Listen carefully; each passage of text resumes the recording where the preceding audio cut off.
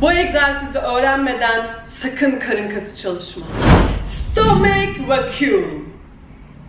Tek bir egzersizle 2 haftada karnını en az 5 santim inceltebilirsin. Stomach vacuum egzersizinin bu ikinci videosu. Bu videoda hem başlangıç seviyesinden hem ileri seviyeye kadar stomach vacuum nasıl yapılır, hem de birinci videoda sorduğunuz tüm soruların yanıtlarını öğreneceksiniz. İlk önce stomach vacuum egzersizinin birinci videosunu izlemeyenler için kısaca özet geçelim. Stomach vacuum egzersizi nedir? Stomach vacuum bizim bu dışarıda gördüğümüz rectus abdominis, external oblix bunları çalıştırmıyor. İnşaatın temeli olan inner abdominals yani iç karın kası dediğimiz böyle tüm belimizi saran karın kasını çalıştırıyor. Neden bu egzersizi yapmadan diğer hiçbir karın kası egzersizini yapmayın dedim? Çünkü ilk önce inşaatın temelini sağlam bir şekilde oluşturmalıyız. Yani iç karın kaslarını çalıştırmalıyız. Onları nasıl sıkı tutacağımızı öğrenmeliyiz. Yoksa istediğiniz kadar leg liftler, crunchlar, Russian twistler ne isterseniz hangi karın kası egzersizini yaparsanız yapın. Evet, karın kaslarınızı çalıştıracaksınız bu dışarıdan gördüklerinizi ama karnınız böyle şişik duracak. Ve de stomach vacuum egzersizini yapmayı iyice öğrenmek demek diğer egzersizleri de diğer karın kası egzersizlerinde çok daha iyi bir şekilde, çok daha kontrollü bir şekilde yapmayı öğrenmek demek. Karın kaslarınız ne kadar güçlü olursa duruşunuz değişir, sırt ağrılarınız gider. Evet, sırt ağrılarının çoğu karın kaslarının güçsüzlüğüyle alakalı. O yüzden stomach vacuum egzersizini çok iyi bir şekilde öğreneceğiz. Şimdi ilk önce sorulara geçelim. En çok sorulan soruları yanıtlayalım. En sonunda da videonun sonunda da hem beginner, başlangıç seviyesi, hem orta seviye hem de ileri seviye stomach vacuum nasıl yapılır öğrenelim. İlk sorumuz set ve tekrar. Aslında bunu ilk videoda söylemiştim ama daha ayrıntılı bir şekilde açıklayayım. Stomach vacuum egzersizi. Adı üzerinde egzersiz. Squat'ı, lunge'ı, diğer egzersizleri nasıl yapıyorsak aynı şekilde bu da bir egzersiz olduğu için set ve tekrar sayısı şeklinde çalışmalıyız ya da süre. Benim tavsiyem yeni başlayanlar 3 set ve 20 saniye boyunca bunu yapsın. Orta seviyeler 3-4 set 30 saniye. İleri seviyeler yine 5 sete kadar da çıkabilir isterlerse. 30-45 saniye arası bence ideal. İsterlerse 60 saniye kadar da çıkabilirler. Kaç gün yapmalıyız? Haftada en az 3 gün, en fazla da 7 gün. Haftada en az 3 gün yapmalıyız. Ama isteyenler her gün yapabilir. Çünkü bu kas hızlıca kendisini yenileyebilen bir kas. 24 saat içerisinde kendisini yenilediği için ertesi gün yine kasımızı çalıştırabiliriz. Setler arasındaki dinlenme süresi sorulmuş.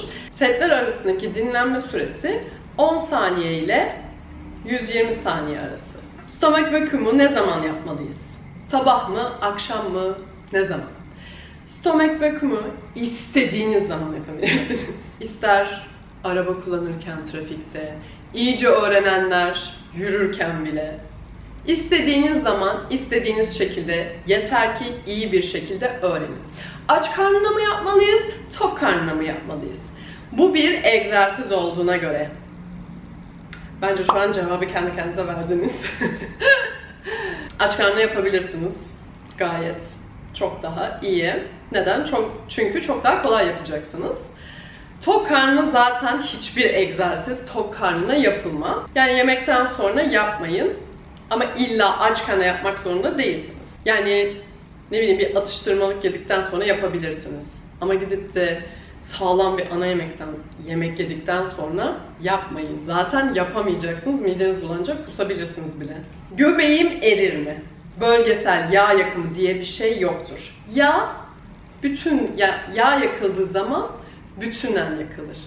Siz Bacağınızdan kilo alıyorsanız bacaktaki yağlar gider. Göbeğinizden kilo alıyorsanız göbeğinizdeki yağlar gider.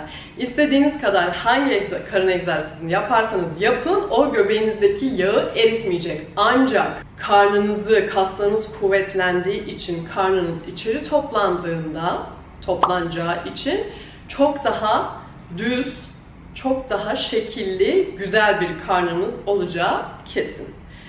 Yağ yakımı için kardiyo ve tüm vücut egzersizleri yapıyoruz. Hiçbir tarafım ağrımadı. Normal mi? Normal. Ağrımayabilir. İlla antrenman yapıyorsun, egzersiz yapıyorsun diye kasların ağrıyacak diye bir şey yok. Sırtım ağrıdı, normal mi? Kesinlikle normal. Çünkü hep duruş bozukluğu olanlarda şöyle bir duruş olduğu için sen bunu ne yapıyorsun? İçeriye topluyorsun. Şu anda sırt kasların da çalışıyor. Sırtındaki kaslar da çalışıyor. O yüzden yaparken sırt kaslarının ağrıması normal. Alt karna etkisi var mı? Tüm karna etkisi var. Sorulan sorulardan birisine sırtım ağrıyor. Sırta bile etkisi var. Çünkü burayı sarıyor. Ve işte o soru. Ta ta ta ta. Karnımız içerideyken nefes alıyor muyuz? Alıyoruz. Alıyoruz. Nefes alıyoruz. Ve şimdi nasıl yapıldığına geçelim. Orada da nefesi anlatacağım yaparken. Şimdi iyice gözükmesi için taytımın belini birazcık aşağıya indirdim. Bu ilk göstereceğim başlangıç seviyesi olanlar için. O yüzden başlangıç seviyesi olanlar kendilerine bir tane koltuk alıyorlar. Şimdi ilk önce adımları size anlatacağım, sonra yapacağım çünkü yaparken konuşamayabilirim. İlk önce nefesi veriyoruz.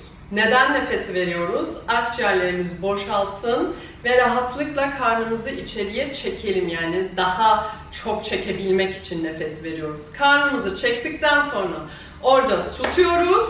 Beklerken hafif hafif normal diye derin nefes almıyoruz. Normal, rahat, her zaman. Nasıl şu anda ben konuşurken nefes alıp almadığımı düşünmüyorum. Aynen bu şekilde normal bir nefes alıp veriyoruz.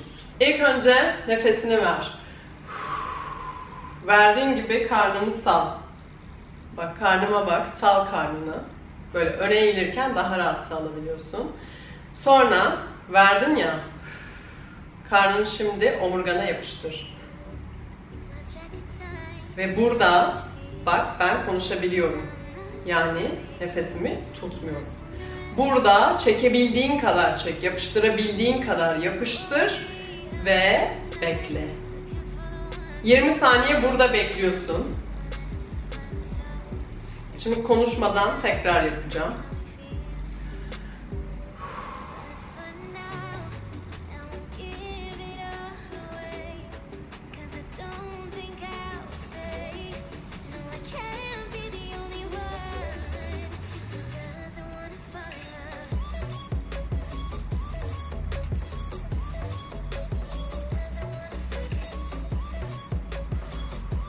Bırak. Şimdi 3. set. Nefes ver. Nefes al rahatça. Ve ver.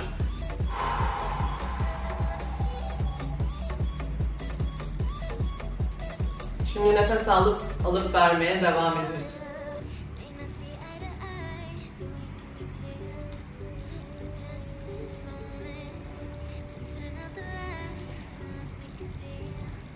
Bu başlangıç seviyesiydi. Bak hala tutabiliyorum.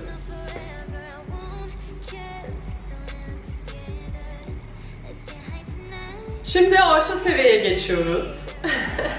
Şimdi yaparken otomatikman bir şöyle oluyor. Bu yok arkadaşlar. Ya da ilk başta bu olsa bile kendimizi dikleştirmeye çalışacağız. Vücut geliştirme yarışmalarını izlediniz mi? Nasıl hepsi? Stomach vacuum yapıp bir de böyle duruyorlar. Hepsi böyle dimdik duruyor. Biz de aynısını yapmaya çalışacağız. Bu orta seviye. Intermediate.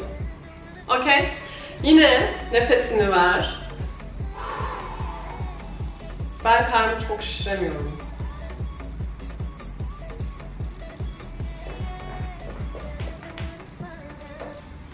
Şimdi burada bekle.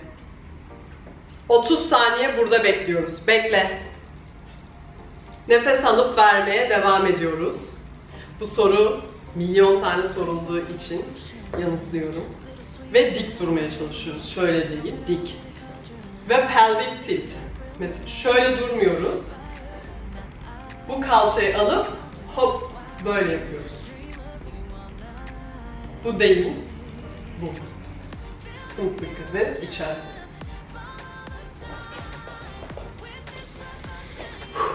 Şimdi ileri seviye. Bir şey ekleyeceğim, evet. Nefes ver. Sal karnı. Şimdi çek. Dik dur. Çekebildiğin kadar çek.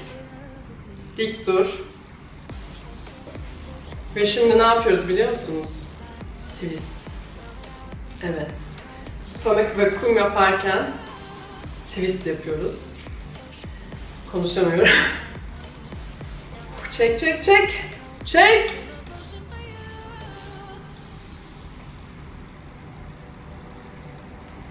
Çek, sağ. Bu sırada kendime de hatırlatıyorum unutmamak için.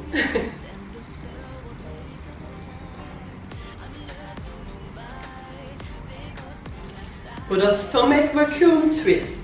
Oo, karnım ağrıdı.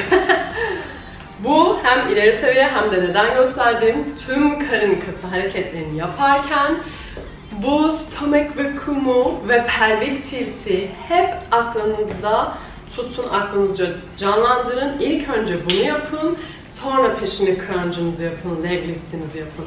O zaman yani farka inanamayacaksınız. Zaten bu egzersiz başlı başına belinizi en az 5 santim inceltecek ki birinci videomu izleyenler alttaki yorumlara bakın. 15 santim incelten var. Efsane bir egzersiz. Ve 3 seviyeyi birden öğrenmiş olduk. Lütfen başlangıç seviyesi olanlar ilk önce bir yere yaslanarak başlayın ama sonradan kendinizi dikleştirmeye çalışın ve ayakta dik bir şekilde dururken de yapmayı öğrenin. Zamanla kendinizi oraya getirin. Biz Fit Insane olarak tüm öğrencilerimize stomach vacuum egzersizini mutlaka öğretiyoruz. Çünkü bu egzersizi öğrenmeden diğer egzersizlerin hiçbir anlamı yok. Karın kasınız olsa dahi dışarıya şiş bir şekilde karnınız duruyor. Özellikle alt karnı böyle şiş olan birçok insan görmüşsünüzdür. Bu ne demek? Bu transversus abdominis yani bu inner abdominis yani iç karın kaslarında hiçbir kontrolü olmadığını gösterir. O yüzden bu egzersizi çok iyi bir şekilde öğrenip sonra diğer karın kası egzersizlerine geçebilirsiniz. Tüm soruları yanıtlayıp çok ayrıntılı bir şekilde açıklamaya çalışın. Yine de sorunuz olursa aşağıya yazmayı unutmayın ve yine yorumları bekliyorum. Kaç santimle başladınız bu egzersize ve 15 gün sonunda kaç santime indi beliniz? Merakla bekliyorum. Çünkü diğer videonun altında efsane yorumlar vardı. Daha ayrıntılı bir şekilde öğrenmek isterseniz ilk videoyu da mutlaka izleyin. Bu ikinci videoydu. Bu videoların devamını istiyorsanız bana destek olun ve videoyu beğenip kanalıma abone olup yanındaki zil tuşuna basın. Diğer videoda görüşmek üzere. Bye bye. Who alive can't put me in a box. I redefine any definition you got. I am the tiger, I'm making steps to the top. The flames, I whip it up, you just gotta hand me the rock. Take a seat, you cannot stand it. All I know, the